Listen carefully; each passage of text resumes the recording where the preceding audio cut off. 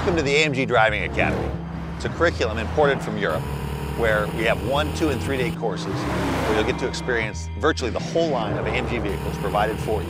World-class driving instructors at some of the greatest racetracks in North America. Hi, I'm Tommy Kendall, 4-time Trans Am champ and host of Test Drive on Speed Channel. Welcome to the AMG Driving Academy. I hope you enjoy these short films that take you through a little bit of the curriculum that we teach at the Academy. In this episode, we're going to cover seating position and line of sight. Now, before we even get on the track, we need to cover some fundamentals, and no one likes fundamentals. Everyone wants to run before they walk, but I heard a story about John Wooden, the coach of UCLA, greatest basketball coach of all time. With college players at their first practice, he taught them how to put on their shoes and socks, assuming that some of them might have been doing it kind of wrong or not optimally all these years. And it's no different with the stance in racing. Every sport has its ready stance. In driving, that's basically your seating position. So first thing you want to do is set the distance for your legs to the pedals. You want to have a nice bend in your knees so that when you're pushing hard on the brake pedal, you'll be able to generate the leverage. But also in a panic stop, the last thing you want is when you're trying to stop faster is have a straight leg and not have any more travel to push harder. The steering wheel here is too far away. What I want to do is you can either tilt the seat back up a little bit or use the telescope and bring it towards you. Your wrist should hit the top of the wheel, and that way when you bring your hands back here to 9 and 3, you'll have plenty of reach. When your hand's at the top of the wheel, you won't be stretching. When your hands are up here, they can kind of be a pendulum, whereas when they're down here at 9 and 3, it's more of a push-pull. And you'll notice you never have to take your hands off the wheel, and you know where straight is again. When you get into a big slide, sometimes a tank slapper is caused by the person not knowing where straight ahead is, and by never keep taking your hands off 9 and 3, you never have to worry about that. Another thing is with your thumbs locked on the top, and this is a really nicely designed wheel, when your thumbs are in here, you don't need to hold the steering wheel tight because you've got so much leverage on the wheel. Shift paddles are right where you want them to be.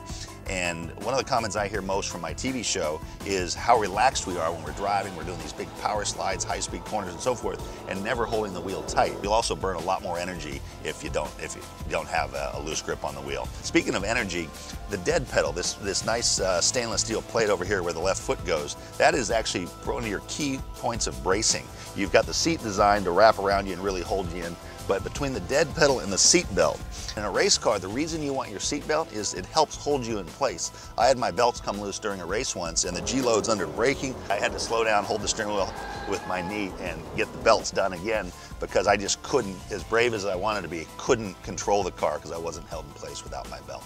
Vision is probably the most important thing we teach, and it cures almost all the other ills. Not only do you have to have an unobstructed view, that seems fairly obvious, but what you do with your eyes is really, really important. And if I see a driver making lots of little corrections, I know they've got low eyes. They're looking too close to the front of the car. If you're in a skid, you look where you want to go, not where the car is heading. We call that looking towards hope, not towards reality. Without doing anything else, the #1 way to improve your driving, if you get your eyes up, you get the information sooner, you tend to smooth out all your inputs. And it's, again, that's a habit that has to be developed because when the adrenaline goes up, the eyes go down. And so it's really something you have to work at.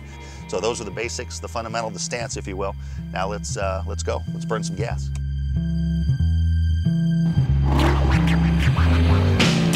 As if you didn't know, all the content was filmed on a closed course by professional drivers. Do not try this on public roads. Always wear your seatbelt and drive responsibly.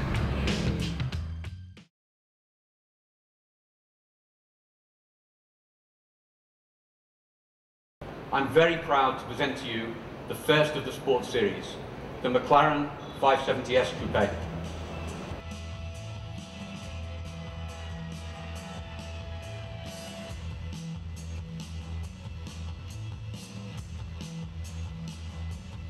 Like all McLarens of the past, the Sports Series has been designed to be beautiful yet functional. And as a design team, we're hugely inspired by the forms you see in nature, and you can see this in the profiles and the way the exterior aluminium body panels have been shrink-wrapped over the optimised engineering package.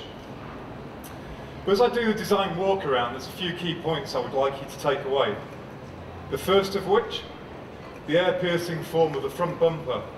And the purpose of this is to guide and direct the airflow around the car for optimal cooling and downforce.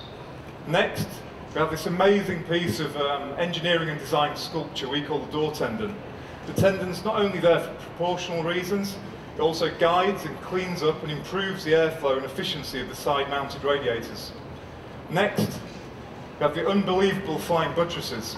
This feature allows airflow underneath, and as that airflow moves over the rear deck, that helps heat evacuation from the engine bay. And ultimately, the same airflow delivers an increase in downforce at the rear. You will also notice there's a large amount of technical engineering detail on display, and this is, as you would expect from any McLaren, and with our Formula One heritage.